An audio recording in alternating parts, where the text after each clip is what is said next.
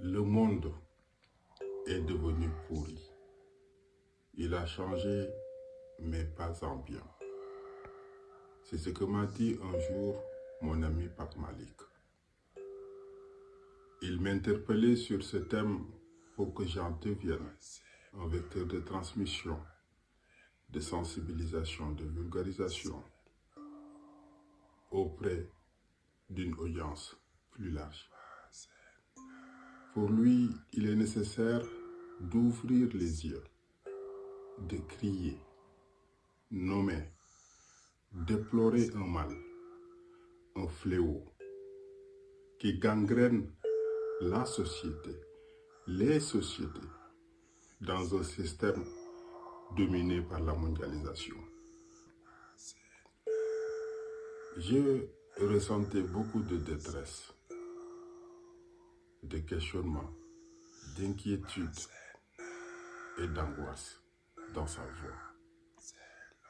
Il évoquait les questions alimentaires, la santé, les changements qui accompagnent la modernité, mais qui en réalité ne nous apportent pas toujours la qualité de vie attendue.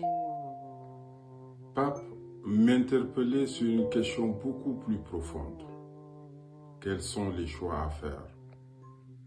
C'est comme s'il y avait une responsabilité collective, mais aussi individuelle, urgente sur le devenir de l'humanité, sur les nouvelles perceptions à avoir, sur la nécessité d'inverser les mentalités.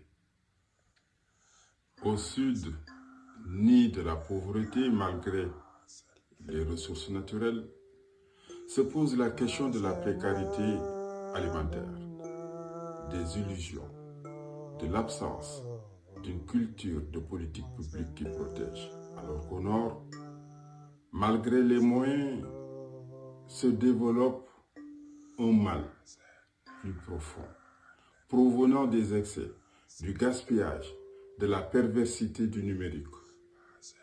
C'est une catastrophe qui détruit les liens.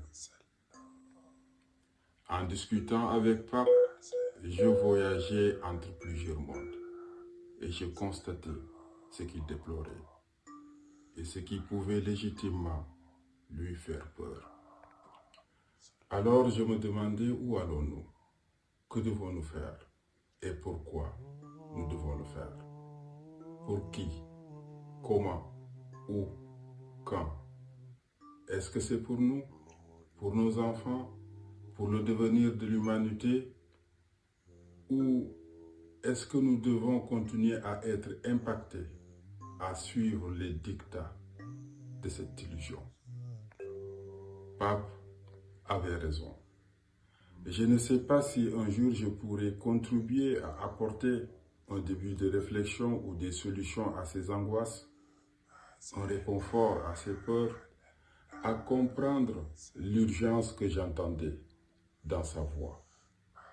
Mais je sais que je devais plaider pour ces causes, pas seul, mais avec lui, avec vous aussi.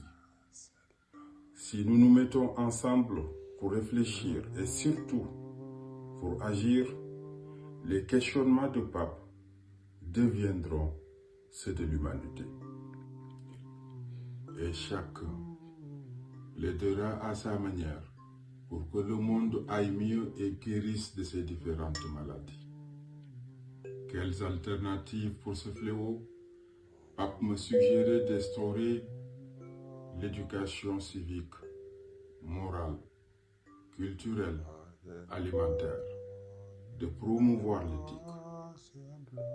À toi maintenant de trouver les mots à ta portée pour plaider afin de combattre les maux qui frappent à ta porte.